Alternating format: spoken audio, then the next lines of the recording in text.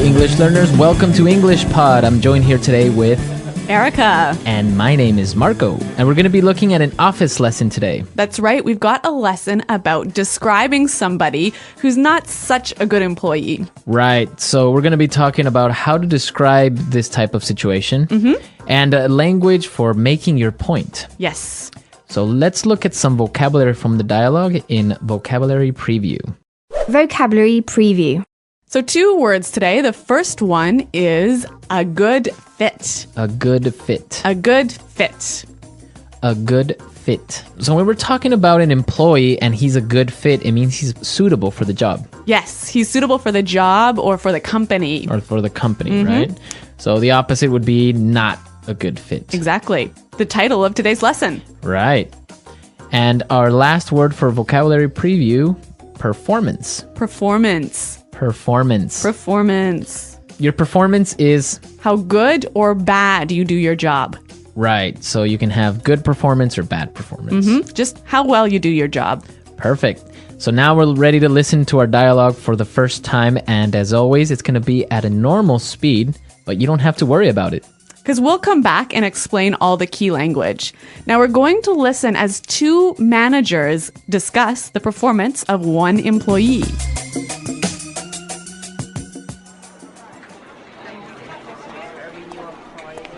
So, Lauren, I just wanted to talk to you quickly about our new customer support representative, Jason Huntley. Sure, what's up? Basically, I've got a few concerns about him, and the bottom line is I don't think he's a good fit for our company. Okay, what makes you say that? I thought you were pleased with his overall performance. Didn't you just tell me last week how impressed you were with his attitude? Yeah, his attitude is great, but he's really unreliable. Sometimes he's really productive, but then other times... Take last Tuesday, for instance. He was 45 minutes late for our morning meeting. Well, I'm sure he had a perfectly good reason. But that's not the only thing. You know, he really doesn't have the best work ethic. I'm constantly catching him on MSN and Facebook when he should be talking to clients. Yeah, but come on, Jeff. As if you don't check Facebook at work. Look, you hired this guy. We've invested a lot of time and money in his training. So now it's up to you to coach him. Make it work, Jeff.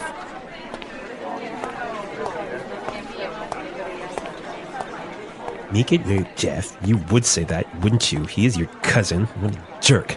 Make me hire your stupid, useless cousin. So apparently Lauren hired her cousin. Yes. That's always a complicated situation working with family members. Yeah, it makes it really difficult for Jeff, doesn't it? Yeah, and apparently Jeff isn't very happy. Well, let's look at the language he used to tell us that he's unhappy about this. Language takeaway. Okay, the first word on language takeaway today, unreliable. Unreliable. Unreliable. Unreliable. So let's listen to some examples of unreliable so then you can understand what it means. Example 1. The trains here are so unreliable. They never arrive on time. Example 2. Thomas is pretty unreliable. He never finishes his projects on time. Example 3. You promised you would pick me up from work today. You're so unreliable. We can understand that if someone is unreliable, we can't trust them to do their job, right? Right. So you don't want to be unreliable. The opposite would be? Reliable. Reliable. You can trust them. Okay. Our second word today, productive. Productive. Productive. Productive. When you're productive, it means that you accomplish your job, right? You do a lot of work in a short amount of time. Productive. You want to be a productive employee. Yes. Our third word, work ethic. Work ethic. Work ethic. Work ethic.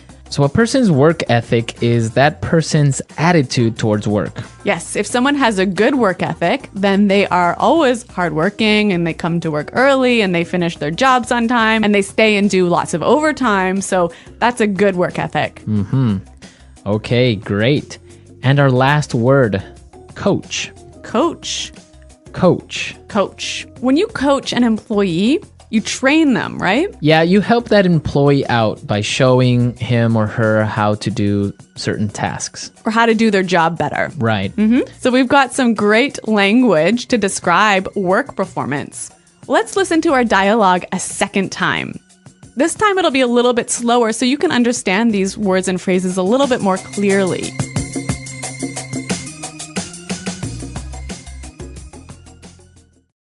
So, Lauren, I just wanted to talk to you quickly about our new customer support representative, Jason Huntley. Sure. What's up? Basically, I've got a few concerns about him. And the bottom line is I don't think he's a good fit for our company. Okay. What makes you say that? I thought you were pleased with his overall performance. Didn't you just tell me last week how impressed you were with his attitude? Yeah, his attitude is great, but he's really unreliable. Sometimes he's really productive, but then other times, take last Tuesday, for instance. He was 45 minutes late for our morning meeting. Well, I'm sure he had a perfectly good reason. But that's not the only thing. You know, he really doesn't have the best work ethic. I'm constantly catching him on MSN and Facebook when he should be talking to clients. Yeah, but come on, Jeff. As if you don't check Facebook at work. Look, you hired this guy. We've invested a lot of time and money in his training. So now it's up to you to coach him. Make it work, Jeff. You would say that, wouldn't you? He is your cousin. What a jerk. Make me hire your stupid, useless cousin. All right, so if you noticed, a lot of useful phrases have come up. So let's take a look at Fluency Builder. Fluency Builder. Fluency Builder, today we have 3 phrases. That's right, 3 phrases that will help us make our point better. The first one is bottom line. The bottom line. The bottom line. Let's listen to how this was used in the dialogue. And the bottom line is I don't think he's a good fit for our company. And the bottom line is I don't think he's a good fit for our company. So basically, it means Like the most important point. the most important point. Perfect. The bottom line. Our second word, overall. Overall. Overall. Overall. So this is the same as saying on the whole. Right. The big picture, how you would say. Yeah, in general. In general. So his overall performance is good. It means in general, His performance is good. perfect. And our last phrase is very interesting because we can mix it up a little bit. Yep. Perfectly good. Perfectly good. Perfectly good. Perfectly good. So this is an interesting phrase because you can describe different objects in this way. Yeah, a perfectly good reason. A perfectly good car. A perfectly good computer. So by the sounds of it, it's kind of like justifying. Yeah, it's saying there's no problem with it. There's no problem with it. Why would Yeah. you throw it away if it's a perfectly good computer? Exactly. Okay, perfectly good. Okay, so now we can listen to our dialogue a third time at a normal speed, and now we're ready to understand everything.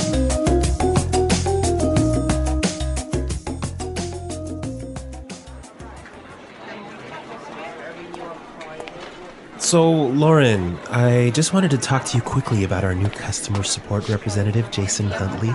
Sure. What's up? Basically, I've got a few concerns about him, and the bottom line is I don't think he's a good fit for our company. Okay. What makes you say that? I thought you were pleased with his overall performance. Didn't you just tell me last week how impressed you were with his attitude? Yeah, his attitude is great, but he's really unreliable. Sometimes he's really productive, but then other times, take last Tuesday, for instance. He was 45 minutes late for our morning meeting. Well, I'm sure he had a perfectly good reason. But that's not the only thing. You know, he really doesn't have the best work ethic. I'm constantly catching him on MSN and Facebook when he should be talking to clients. Yeah, but come on, Jeff. As if you don't check Facebook at work. Look, you hired this guy. We've invested a lot of time and money in his training. So now it's up to you to coach him. Make it work, Jeff.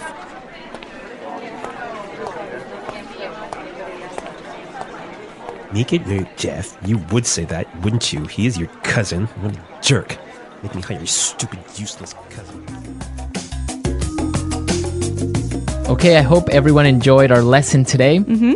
We've found some really useful vocabulary for a business situation. Yes. So go to our website at englishpod.com where you can leave all your questions and comments and also find a lot of other resources. That's right. Marco and I are always on the site, and we're happy to answer your questions.